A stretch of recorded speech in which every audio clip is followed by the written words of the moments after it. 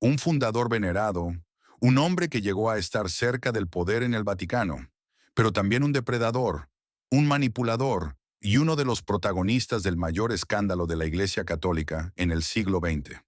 Hoy contaremos la historia de Marcial Maciel Degollado, el fundador de los Legionarios de Cristo, cuyo legado se esconde entre luces y sombras.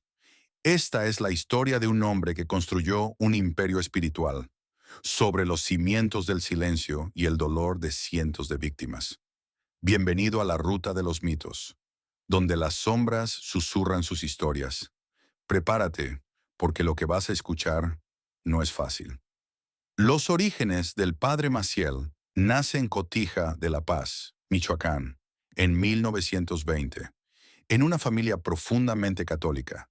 Crece en un México marcado por la guerra cristera, lo que refuerza su visión de una fe combativa. Desde joven muestra ambición y carisma. Con apenas 20 años funda los Legionarios de Cristo, 1941. Su discurso: disciplina, obediencia, pureza. Se gana apoyos de obispos, empresarios y familias poderosas en México y España. El joven sacerdote no solo construía una congregación, también tejía una red de poder y lealtades que lo blindaría durante décadas. El ascenso al poder. Décadas de 1950 a 1980. Los legionarios se expanden en América y Europa. Maciel se presenta como un santo viviente, severo, místico, disciplinado. Conexiones en Roma lo acercan a los papas Pío XII, Pablo VI y sobre todo Juan Pablo II. El Vaticano lo elogia como ejemplo de virtud. Miles de jóvenes ingresan a sus seminarios.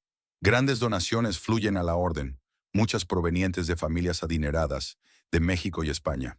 Maciel no solo era un líder religioso, era un hábil político espiritual. Supo vender su imagen de pureza mientras escondía una vida secreta, oscura e indescriptible. El voto de silencio y el control absoluto dentro de los legionarios. Maciel impone votos adicionales. El voto de silencio. Prohibía a los seminaristas criticar o denunciar a los superiores. El voto de caridad los obligaba a ver a Maciel casi como una figura intocable. Se creaba una atmósfera de miedo, obediencia ciega y dependencia psicológica. Era un sistema diseñado para proteger al fundador, no a sus seguidores. Quien dudara o hablara quedaba señalado como traidor a Cristo mismo. Las primeras denuncias. Desde los años 1950, algunos seminaristas hablan de abusos sexuales.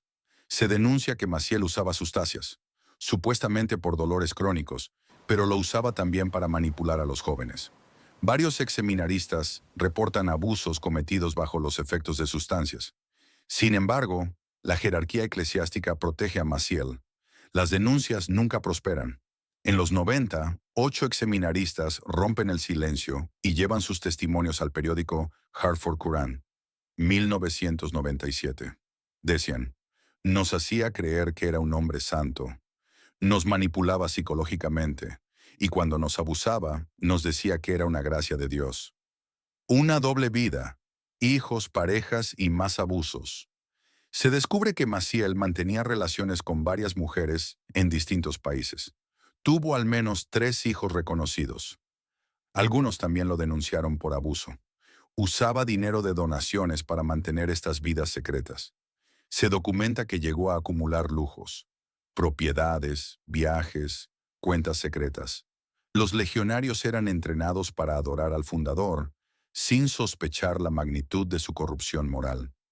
El hombre que predicaba pureza, violaba sistemáticamente a menores, mantenía amantes y utilizaba las arcas de la congregación como un fondo personal. El Vaticano y el encubrimiento. Juan Pablo II defendió a Maciel públicamente. Lo llamó guía eficaz de la juventud. Testimonios señalan que la fortuna de los legionarios fue clave para mantener ese blindaje. Documentos posteriores muestran que algunos cardenales sabían de las acusaciones desde hacía décadas. El encubrimiento fue sistemático.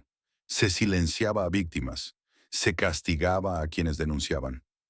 El caso de Maciel no solo habla de un hombre corrupto, sino de una institución que eligió proteger su imagen antes que escuchar a los inocentes. La caída 2006. Bajo el papado de Benedicto VI, el Vaticano lo retira de todo ministerio. Se le ordena vivir una vida de penitencia y oración. Nunca fue juzgado civilmente. Falleció en 2008 en Florida, acompañado solo por parte de su familia. Al morir salieron a la luz más testimonios, más pruebas, más víctimas.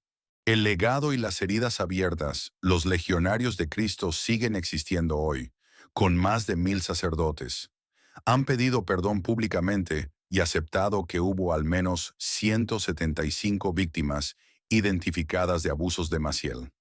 Muchos exmiembros denuncian que la cultura de encubrimiento aún persiste en ciertos niveles. La historia de Maciel se convirtió en símbolo del abuso clerical y del silencio institucional. Maciel dejó un imperio, pero también un legado de dolor. Sus víctimas cargan cicatrices invisibles, y su historia es un recordatorio de lo que ocurre cuando la fe se convierte en herramienta de poder y silencio. Marcial Maciel fue llamado apóstol de la juventud, pero en realidad fue un depredador protegido por el poder. Su historia nos obliga a hacer preguntas incómodas.